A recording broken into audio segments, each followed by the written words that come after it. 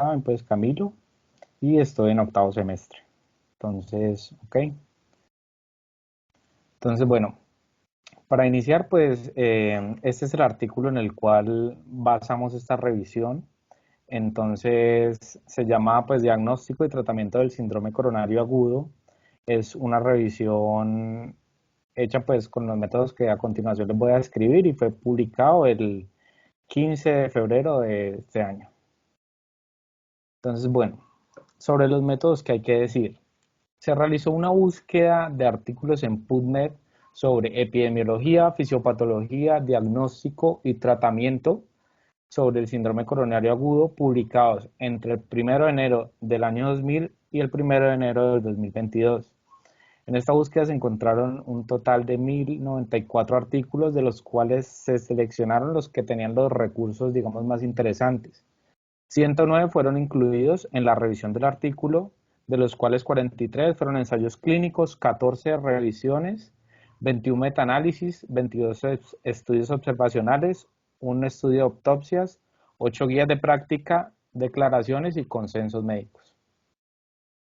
Entonces, iniciando con la definición, vamos a ver que el síndrome coronario agudo es un espectro de patologías caracterizados por la reducción repentina del aporte sanguíneo al corazón e incluyen al infarto agudo de miocardio con elevación del ST, al infarto agudo del miocardio sin elevación del ST y a la angina inestable. Entonces, en cuanto a la epidemiología, el artículo nos comentaba que el síndrome coronario agudo afecta a más de 7 millones de personas alrededor del mundo, que el infarto sin elevación del ST aporta aproximadamente el 70% de todos los casos y el infarto con elevación del ST el 30%. Dentro de los factores de riesgo identificados está la edad, el consumo de tabaco, el diagnóstico de diabetes, la dislipidemia, la presión arterial y el índice de masa corporal. Entonces, las tasas de síndrome coronario agudo se vio en esta revisión que han aumentado desde los 80 hasta ahora en personas jóvenes.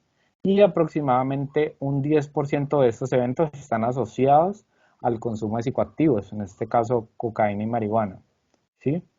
Y que las tasas de la presentación del síndrome coronario agudo fueron más altas durante los primeros 60 minutos posteriores al consumo de marihuana en comparación a los periodos de no uso. Entonces, esto es una estadística importante, pues ante una eventual regularización, como ha sucedido en otros países, pues de las sustancias, pues podríamos estar ante un repunte de síndrome coronario agudo en personas más jóvenes. Entonces, ok, pasando pues rápidamente por la fisiopatología, dentro del artículo nos comentaban de aproximadamente 7. La primera de ellas se refiere a la ruptura de la capa fibrosa de la placa teromatosa, ¿sí?, que lesiona el endotelio y activa los mecanismos de coagulación y adhesión de las plaquetas, obstruyendo la luz y el paso y disminuyendo la perfusión más allá de la obstrucción. El número 2, que es se refiere pues a la erosión de la placa, ¿sí?, que es una lesión endotelial que se causa por el flujo turbulento que inmediatamente activa los factores de coagulación en el sitio y causa la obstrucción. El número 3 es un espasmo de la arteria coronaria, perdón, una lesión endotelial secundaria a la calcificación de la placa teromatosa que posteriormente activa el mecanismo de coagulación obstruyendo la luz del vaso.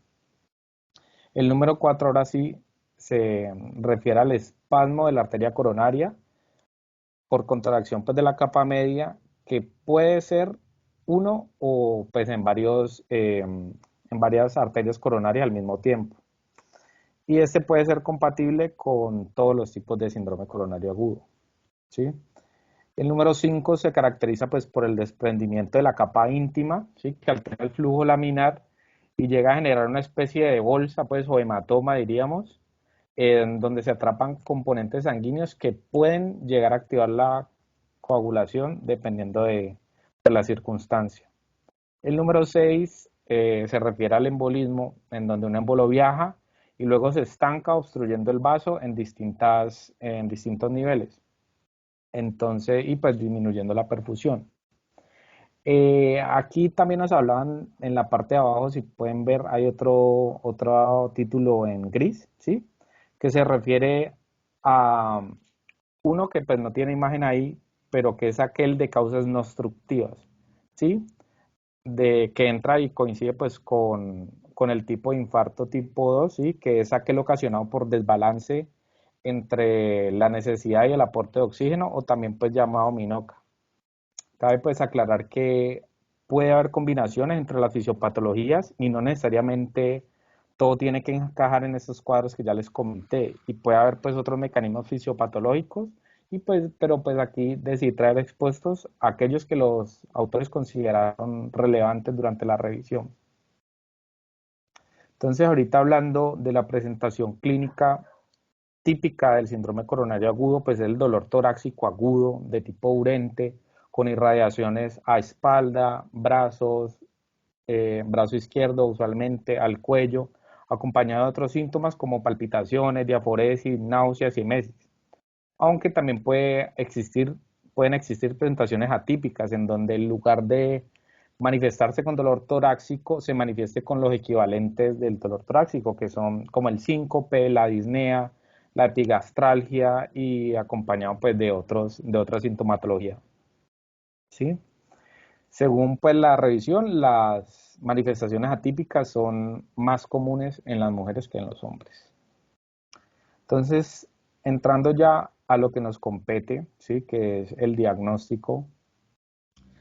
Para realizar el diagnóstico del síndrome coronario agudo, requerimos de tres cosas principalmente, que es la clínica compatible, las alteraciones electrocardiográficas y las troponinas, ¿sí? Que ya vamos a ver cada una de ellas desglosada, pues la clínica ya la vimos, y vamos a iniciar con las alteraciones electrocardiográficas.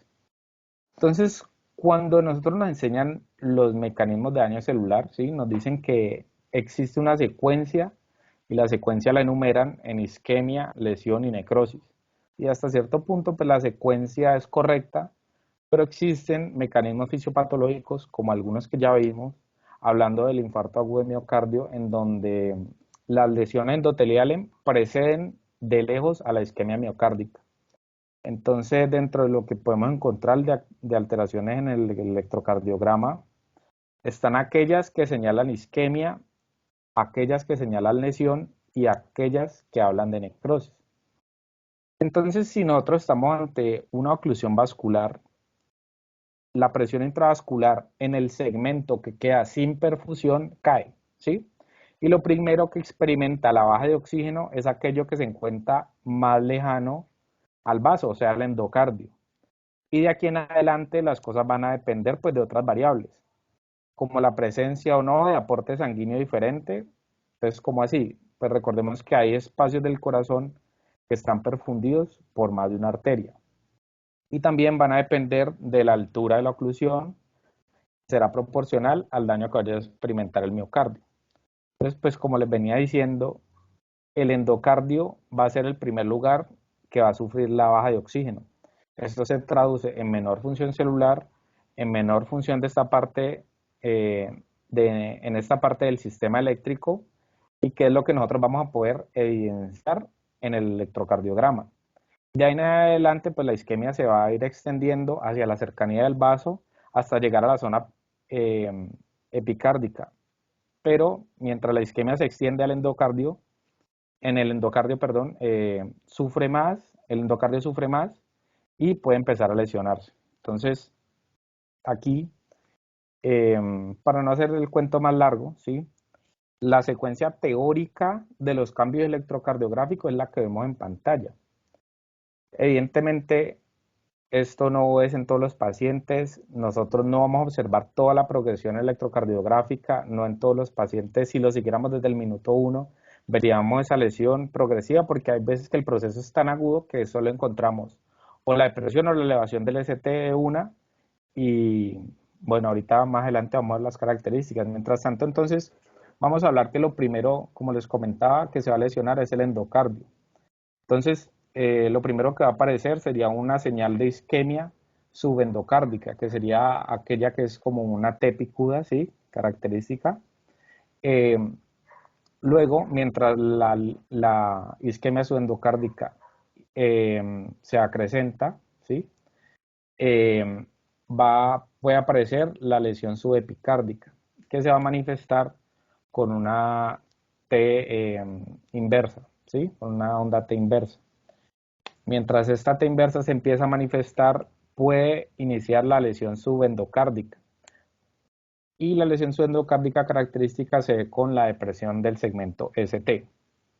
Y por último, pues ya en el tiempo y cuando pues estamos ante un infarto con elevación del ST, vamos a encontrar pues la elevación del ST característica. Sí, muchas veces lo que les digo, todo eso puede estar pasando al mismo tiempo y la alteración electrocardiográfica que nosotros podemos tener de primeras puede ser la depresión del ST y la elevación del ST, pues que son como lo que más nos orienta hacia el diagnóstico de infarto o de síndrome coronario agudo. Entonces, en cuanto a las características de estas alteraciones, vamos a ver que, número uno, el ST, ¿sí? O la elevación del ST la vamos a buscar con el punto J en dos derivaciones contiguas, ¿sí? Entonces, en cualquier derivación vamos a decir que cualquier elevación mayor de 0.1 milivoltios, pues la vamos a considerar como positiva, digamos, ¿sí? Exceptuando en B2 y B3, que estas como que tienen una elevación relativamente fisiológica, pues, que se ve en el electrocardiograma. Y aquí vamos a utilizar los otros parámetros, que sea de 0.2 milivoltios en varón de 40 años, 0.25 milivoltios en varones de menos de 40 años y 0.15 milivoltios en mujeres, pues en general en todas las mujeres. Y los cambios característicos de la depresión del ST y cambios en la onda T son una depresión descendente de igual o mayor a 0.05 milivoltios en dos derivaciones contiguas y una inversión de la T mayor a 0.1 milivoltios en dos derivaciones contiguas con una R prominente o un RS mayor a 1. ¿Sí? Entonces, también la alteración Disculpa, electrocardiográfica. devuelvo un momentico la diapositiva anterior. Sí. Recuerden la partecita de acá arriba, que creo que no la mencionaste. Estos criterios se aplican para pacientes que no tienen bloqueo completo de rama izquierda ni hipertrofia del ventrículo izquierdo. Porque cuando hay hipertrofia del ventrículo izquierdo y bloqueo de rama izquierda, tienen elevación del ST como tal. Así no tengan infarto, el paciente va a tener elevación del ST. Porque hay muchas causas de elevación del ST. Entonces, recuerden que si tiene un bloqueo de rama izquierda, ustedes conocen el electro previo y saben que es nuevo, pues fácil, se maneja como un infarto agudo de miocardio con elevación del ST. Si saben que es nuevo, si conocen el electro previo que estaba normal. Pero si no conocen el electro previo, el paciente pues, ya lo tenía de antes, ahí tendrían que aplicar los criterios de Sgarbosa, pues que ya ustedes lo vieron cuando estaban en séptimo semestre, y pues ya ahí los aplicarían. Y este caso es un poquito más difícil cuando hay hipertrofia del ventrículo izquierdo, porque pues puede haber una elevación por la hipertrofia, más no por el infarto. Ayuda a tener electros previos. Siempre pregúntenle al paciente si de pronto en su carpetica tiene electros previos. Entonces, comparamos el electro previo con el actual, se podrían ver algunos cambios indicativos de isquemia. En caso de que no, una estrategia es hacer seriados, tomar electros, por ejemplo, cada 15 minutos, cada 20 minutos, unos 4 electros y ver si hay cambios dinámicos cuando hay dudas pues en el diagnóstico. ¿Listo? Ya puedes seguir. Listo. Gracias, Doc. Entonces, bueno, también las alteraciones electrocardiográficas, dependiendo de dónde se ubiquen, nos van o nos pueden ayudar a encontrar la posible ubicación de las arterias afectadas, pues dependiendo de la cara y los sectores que estén comprometidos. ¿Cómo? Pues recordemos pues que las diferentes derivaciones del electrocardiograma revisan cada una de las caras del corazón. En el electro usual de dos derivaciones, perdemos hasta cierto punto la visión de la cara posterior y pidiendo un electro con más derivaciones, pues podemos identificar aquellos infartos de cara posterior de forma más sencilla. Entonces, ok, ahorita vamos a entrar hablar de las troponinas. Los algoritmos que revisaron en el artículo dice pues que hay algunos que recomiendan realizar toma de troponinas en el momento cero o sea, en la primera atención al paciente y 1 hora después. Otros algoritmos de 0 y 2 horas y otros algoritmos de 0 y 3 horas, ¿sí? Y que los valores por encima, o sea, iguales o por encima al percentil 99 del límite superior de referencia se deben considerar anormales. Debemos también pues observar el delta de troponinas, que pues ahorita vamos a hablar pues de qué es el delta de troponinas, ¿sí?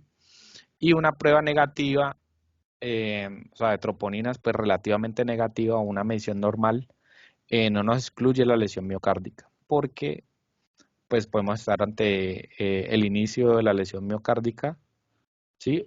O estar ante pues una angina inestable, ¿sí? En la mayoría de los pacientes, el infarto agudo de miocardio se puede excluir dentro de las primeras 6 horas, aunque pues otra bibliografía pues hablaba sobre que hasta 24 horas a veces tomaba el descartarlo. Entonces, ok. Chicos, ahí quería hacer otra aclaración. Devuelve la diapositiva previa. Estos algoritmos pues son nuevos, pero entonces yo pongo un poco especial en la letra chiquita y los asteriscos, que es muy importante leerlos cuando miramos como los algoritmos. Y tienen que tener presente que son aplicables, ustedes pueden aplicarlo el delta de troponina y lo que les va a explicar Camilo acá, siempre y cuando el paciente llegue a urgencias con un dolor de más de 3 horas de evolución para poder descartar infarto, ¿ya? O sea, realmente si el dolor lleva menos de 3 horas de evolución y las troponinas son las negativas, no te puede descartar infarto, que es lo que decía la guía. Deben esperar que el dolor lleve más de 3 horas de evolución para poder aplicar los algoritmos. ¿Listo? Listo. Y el momento cero es Entonces, el momento en que se toma la primera muestra de troponina. Listo. entonces, listo. En esta gráfica podemos observar varias cosas. La primera es que en la zona verde vemos que las troponinas tienen un índice de variación que podemos catalogar como normal, ¿sí? Esta variación se considera normal y realmente depende de cómo se haya, digamos, calibrado esa prueba de troponinas que estamos utilizando y en dónde validaron los datos, en la población, pero esto realmente pues, es relativamente extrapolable, ¿sí? También vemos la línea del percentil 99, ¿sí? El percentil 99 nos dice que el 99% de la población en la que se validó el test tiene un valor inferior a ese percentil, ¿sí? Observamos también que en la zona amarilla, en la cual se considera que la subida de troponinas indica isquemia o micronecrosis, y la zona roja donde indica necrosis. Además, esta gráfica nos habla de las troponinas ultrasensibles que son capaces de pues, identificar cambios más pequeños que las troponinas que eran o se conocen como convencionales. ¿Sí? Pues, todas las troponinas por encima del percentil 99 son positivas. Entonces, la respuesta relativamente es que no, pero todas aquellas por encima sí las consideramos anormales. Entonces, de aquí nace otra pregunta, pero entonces, ¿cuándo una troponina es positiva? Entonces, si una troponina es positiva o no, no lo va a validar el delta de troponinas. Ya la OCDE nos explicó pues que esto requiere que el paciente lleve con la presencia del dolor más de 3 horas para poder aplicar lo del delta de troponinas. Entonces, ¿el delta de troponinas qué es? Se refiere a una variación tanto descendente como ascendente en el resultado de las troponinas durante las veces que la tomemos y si este tiempo es significativo o no. Pero el delta también depende del momento en el cual nos encontremos en la curva de troponinas y el tipo de ensayo de troponina que estemos utilizando en el lugar de atención. Aquí pues a la doc yo le preguntaba pues porque encontré que algunos estudios ubicaban el valor delta de troponina bastante alto, como entre el 40 y 60%, pero la doctora me comentaba que como que el uso clínico real se toma un delta positivo cuando la variación es del 20%, ¿ya? Para tomarlo como significativo realmente. Entonces, ¿cómo así esto con la curva de las troponinas? Entonces, si nosotros, digamos que tomáramos, no sé si pueden ver el cursor, me avisan si pueden verlo. Entonces, digamos que nosotros tomamos, ¿sí se ve? Sí, Entonces, digamos que nosotros podemos tomar un valor de troponinas en este punto, ¿sí? En el primer momento, ¿sí? En el tiempo cero, y nuevamente tomar en una hora y encontrar las troponinas aquí. El cambio en este trozo va a ser significativo y puede llegar a ser mayor del 20%. Entonces, en ese caso, entraríamos directamente a clasificarlo pues como una troponina significativa y a establecer el manejo pues sobre esa con la clínica del paciente y las alteraciones electrocardiográficas. Pero si nosotros hacemos una toma de las troponinas en tiempo cero aquí y luego la segunda toma a una hora nos da en este sitio, realmente el delta de troponinas no va a ser mayor al 20%. Entonces, en ese caso, ¿qué haríamos? ¿Descartarlo de una? Pues la respuesta es que no. No descartaríamos de una el que el paciente tenga un infarto. Eh, ¿Qué sería lo que haríamos? Sería tomar nuevamente, digamos, a las 2 horas. Puede que a las 2 horas esté aquí y puede que siga siendo no significativo. Y pues hay otros algoritmos que refieren pues que se tiene que seguir tomando las troponinas para establecer si el delta es positivo o no. Y este delta se va a comparar con el del tiempo cero, ¿no? Entonces puede que a la primera hora estuviese aquí y luego a las 3 horas lo encontráramos acá. Este delta puede que sí sea positivo y sea mayor del 20%, entonces lo tomemos como significativo, pues lo que nos ayudaría a confirmar el diagnóstico. En caso tal de que el delta de troponina no sea positivo, quiere decir que no esté teniendo una lesión miocárdica, la respuesta es no. Si está teniendo una lesión miocárdica, la cuestión es que puede que esa lesión miocárdica sea de características crónicas, ¿sí? O haya un problema en cuanto a la excreción de las troponinas, que pues ahorita más adelante vamos a hablar un poquito de eso. Entonces eso es como lo general, pues. Entonces recordemos pues que la variación puede ser ascendente o descendente y para considerarse significativa tiene que ser igual o mayor al 20%. Entonces, ¿aquí qué pasa? Entonces, en este estudio, ¿sí? Se observó que el estudio se llama Troponinas y eventos cardiovasculares en la angina inestable y la diabetes. Entonces, este es un estudio que examinó la concentración de troponina de 2.285 pacientes con angina estable y diabetes. Se encontró que el 39.3% de los pacientes tenían una troponina elevada de 14 nanogramos, creo que es, sobre litro de base. Entonces, en un paciente de estos, el diagnóstico de síndrome coronario agudo se complica. Entonces, este fenómeno es particularmente en pacientes que tienen enfermedad renal, especialmente en aquellos que se encuentran en etapa terminal, debido pues a la excreción renal de las troponinas que no se realiza bien. Entonces, en este estudio concluyen que una medición de troponina sería de 2 a 3 días puede ayudar a descartar el síndrome coronario agudo en pacientes con enfermedad renal crónica, porque la ausencia de un aumento o disminución del nivel de la troponina pues reduce la probabilidad de síndrome coronario. Sin embargo, incluso en ausencia de pues, el síndrome coronario agudo, un nivel de troponina elevado se asocia con mayor riesgo de eventos cardiovasculares posteriores y justifica relativamente un manejo invasivo eh, y un control de los factores de riesgo, incluida pues, la terapia antiplaquetaria y reductora de lípidos. Pero pues realmente lo que perpetúa el riesgo cardiovascular en estos pacientes son las patologías concomitantes. Entonces, ok, ahorita vamos a pasar a hablar del tratamiento. Entonces, este algoritmo nos lo regala el artículo, es de diagnóstico y tratamiento inicial y está bien pues para guiarse y tenerlo a la mano. Y pues nosotros vamos a empezar a revisar bien cada punto y pues para que quede lo más claro posible. Entonces vamos a iniciar hablando del infarto con elevación del ST. Entonces, durante el primer contacto, ¿qué tenemos que hacer con el paciente? Procurar la vía aérea, procurar que el paciente esté respirando y vigilar el estado hemodinámico.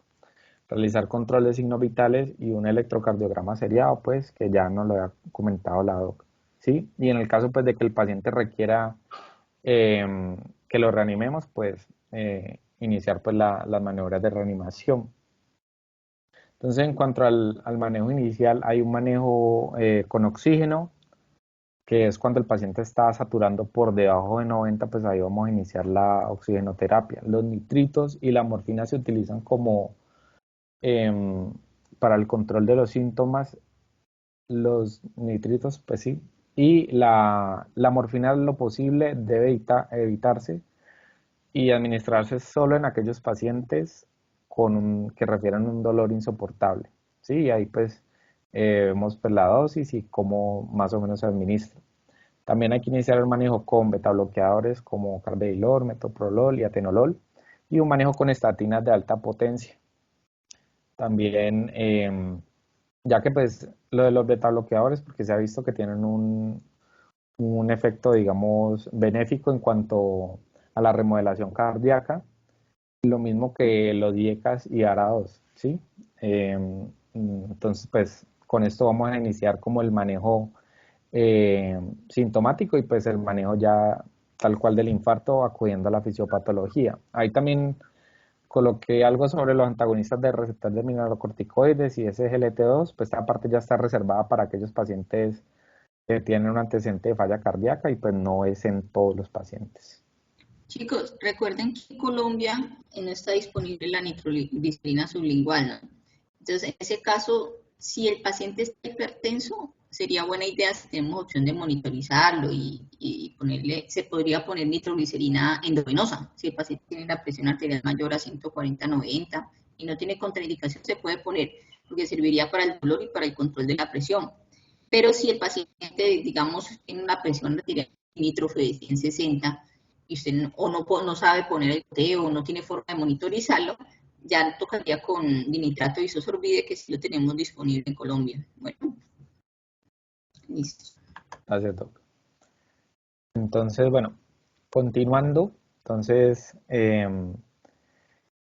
ok, entonces el manejo inicial va a depender en un primer momento de la disponibilidad o no de la unidad de hemodinamia para realizarle al paciente una angiografía y la intervención pericutánea en caso de requerirla. Entonces, dependiendo si la disponibilidad es en menos de 2 horas, iniciamos un manejo con antiplaquetarios, ¿sí? ASA, puede ser ASA más prasugrel, ticagrelor o clopidogrel también puede ser más un anticoagulante que puede ser heparina no fraccionada o heparina de bajo peso molecular. Y posteriormente llevarlo a la angiografía y a la intervención pericutánea. Por otro lado, distinto, si la disponibilidad es en más de 2 horas, ¿sí? Para la unidad de hemodinamia, si está muy lejos, si no hay acceso, si no hay turno, etcétera, ¿sí? Se va a iniciar un manejo con antiplaquetarios, ASA más clopidogrel y más un anticoagulante que puede ser heparina a un peso molecular o heparina no fraccionada. Y en caso de ausencia de contraindicaciones, podemos iniciar terapia con fibrinolíticos, ¿sí? A full dosis en pacientes menores de 75 años y en mitad dosis de pacientes de mayores de 75 años. Se puede realizar con alteplasa, reteplasa y tecneteplasa. ¿Sí? O en caso pues, de que no estén disponibles ninguno de estos, el uso de streptokinasa, aunque pues no está tan recomendado. Entonces, aquí tengo que hacer unas aclaraciones, ¿sí? Y es que se ha visto que en pacientes que recibieron terapia antiplaquetaria con prasugrel o ticagrelor y que posteriormente los llevaron a una intervención pericutánea primaria, se observó menor mortalidad de causas vasculares en 15 y 12 meses comparados con aquellos que se les administró clopidogrel, ¿sí? Entonces, si el paciente va a recibir una intervención pericutánea, se prefiere el manejo con prasugrel o ticagrelol, ¿sí? También que dos metaanálisis concluyeron que el uso de heparina bajo peso molecular, en enoxaparina generalmente, en comparación con la heparina no fraccionada, conduce a tasas más bajas de mortalidad y de sangrado mayor en pacientes sometidos a intervención pericutánea primaria. Ya en los pacientes que se va a realizar una fibrinolisis, perdón, una intervención pericutánea posterior a la fibrinolisis, se prefiere también la enoxaparina, aunque por comodidad en la dosis y en la experiencia pues manifestaban que a veces los clínicos preferían usar la heparina no fraccionada. Entonces, bueno, por este lado tenemos las contraindicaciones de la fibrinolisis, pues como para que las veamos ahí, pues que hay unas que son absolutas, que lo contraindican totalmente y otras relativas que, pues, asumiendo el riesgo, generalmente de hemorragia, podemos administrar la terapia fibrinolítica. Listo. En cuanto a lo que es la intervención pericutánea, lo que tiene para decirnos esta revisión sobre la intervención pericutánea, que al final puede ser el tratamiento ideal, es que se debe valorar la posibilidad de corregir todas las estenosis significativas que tenga el paciente. Recordemos que dependiendo pues, de la fisiopatología, la afectación puede ser multivaso. Esto a razón de que se ha visto pues, que esta corrección de todas las estenosis significativas reduce la mortalidad por causas cardiovasculares y disminuye el riesgo de recurrencia del infarto, con excepción pues, de aquellos que como presentación inicial del cuadro hubiesen tenido un shock cardiogénico, ya que no pues, hay evidencia que estos pacientes se beneficien de la corrección múltiple de las estenosis. En cuanto pues aquí coloqué pues las dosis de los antiplaquetarios como para que pues, las observáramos, la dosis de los anticoagulantes y como las indicaciones generales de cómo colocarlas. En esta otra coloqué los fibrinolíticos y no añadí la streptokinasa, pero la dosis, si no me falla la memoria, son 1.500.000 unidades, ¿sí? Para que la tengamos en cuenta también. Entonces ahora pues vamos a pasar a hablar sobre el tratamiento o el manejo inicial del infarto agudo sin elevación del ST. Entonces pues en el primer contacto vamos a hacer en general lo mismo que vimos ahora, procurar la vía aérea, que el paciente esté respirando, el estado hemodinámico, el control de signos vitales y un electrocardiograma seriado y en el caso pues de que haya que reanimarlo pues la reanimación. Y otra cosa importante es la estratificación de riesgo, que ahorita pues la vamos a ver. Entonces, en cuanto al manejo sintomático y el manejo de la fisiopatología del infarto, relativamente no cambia mucho con el del infarto con elevación del ST, ¿sí? Pues ya nos aclaró pues que no están disponibles aquí en Colombia los nitratos sublinguales, ¿sí? Que pueden haber otras estrategias que podemos utilizar como para el control de los síntomas, ¿sí? Y ya, pues no mucho más para decir en esta diapositiva, muy parecida a la que ya habíamos visto. Entonces ahorita vamos a hablar sobre la estratificación de riesgo y aquí aparece el Team Score, ¿sí? El Team Score, no voy a leer cada una de los ítems, ¿sí? Pero ¿qué es lo que hace? Nos ayuda a predecir el riesgo de eventos cardiovasculares en los siguientes 30 días. Entiéndase como eventos, la mortalidad por causas cardiovasculares, un infarto del miocardio nuevo o recurrente o una isquemia recurrente que requiera revascularización. Entonces, los pacientes que consideramos de bajo riesgo tienen una puntuación de 0 a 2, los de riesgo intermedio una puntuación de 3 a 4 y de alto riesgo con una puntuación de 5 a 7. El siguiente método de estratificación de riesgo es la escala de Grace. esta escala, aunque no se diseñó para evaluar el riesgo, aunque se diseñó para evaluar el riesgo de mortalidad intrahospitalaria, también predice la mortalidad o el infarto de miocardio recurrente de 6 meses a un año, ¿sí? En este digamos que se toman otros parámetros que no se toman en TIMI, y en algunos sitios decía que tenía una precisión mucho mayor en cuanto a establecer la predicción de la mortalidad. Entonces, bueno, aquí tenemos pues un algoritmo sobre el manejo inicial del infarto sin elevación del ST, y o sea, la clave con el infarto sin elevación del ST son las troponinas, ¿sí? Entonces, dependiendo del resultado, si el delta es positivo en este caso, ¿sí? Consideramos que más la clínica, más las alteraciones electrocardiográficas, consideramos que es un infarto sin elevación del ST y se realiza una angiografía. En el caso de que el delta sea negativo, ¿sí? Se tiene que seguir descartando por un periodo X de tiempo, y pues lo vamos a considerar hasta ese punto cuando ya lo descartemos como una angina inestable, ¿sí? Si el paciente tiene alto riesgo o como que la clínica empeore, que haya cambios en el electrocardiograma más significativos, o tenga estabilidad hemodinámica o un antecedente de falla cardíaca, le debemos realizar una angiografía, pues que es un procedimiento pues, relativamente invasivo, ¿sí? Y Hay alguna corrección. No es si tiene antecedente de falla cardíaca, sino que si en el momento hace síntomas de falla cardíaca descompensada. ok, listo, gracias.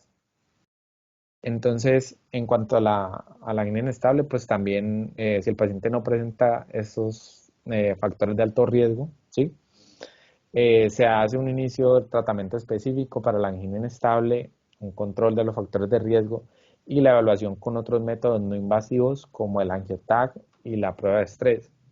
Si estos muestran unas anormalidades significativas, pues se puede considerar la realización de la angiografía para evaluar pues qué es lo que está pasando. Entonces, de estos pacientes, aproximadamente el 60% va a recibir una intervención pericutánea, el 10% van a recibir un bypass coronario durante su hospitalización por infarto sin elevación del ST, debido pues generalmente a una enfermedad multivaso, y el 30% va a recibir únicamente manejo médico. Ok, entonces ahorita pues vamos a finalizar hablando del pronóstico. Aquí en la diapositiva puse unas consideraciones generales de la revisión en cuanto al pronóstico. Entonces, sobre la recurrencia hay que decir que un estudio realizado en poco más de 20.000 personas mostró una tasa de mortalidad por causas cardiovasculares del 18% a 4 años, lo que pues es relativamente alto pues para la población que se estudió, ¿sí?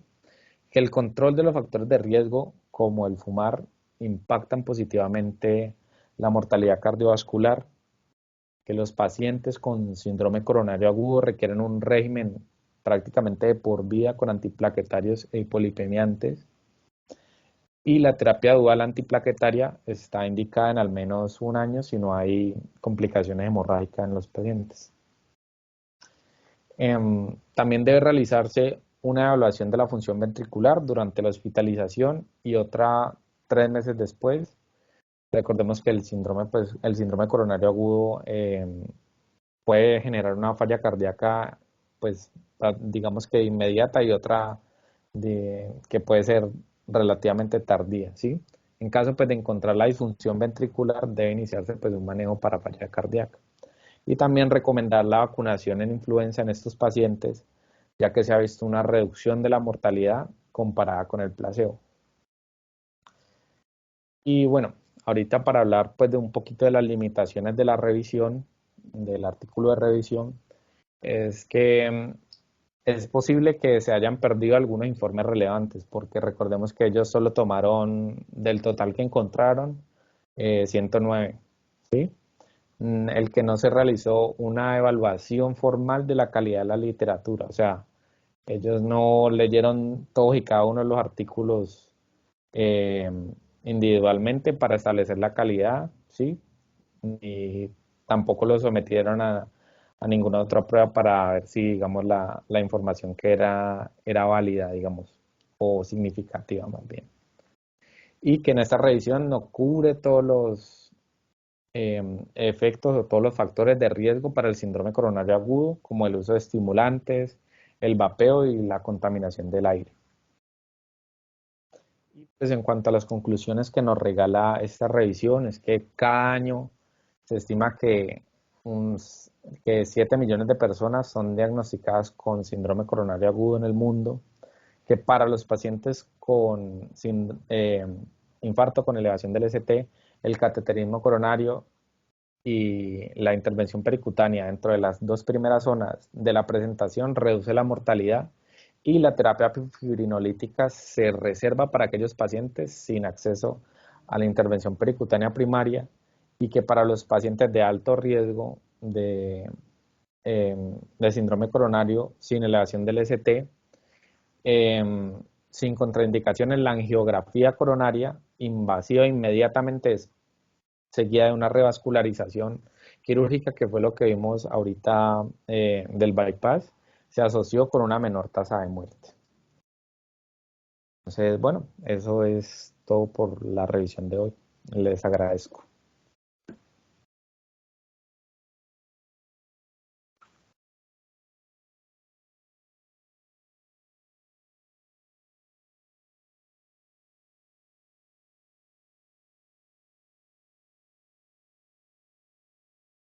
¿Alguien tiene alguna pregunta?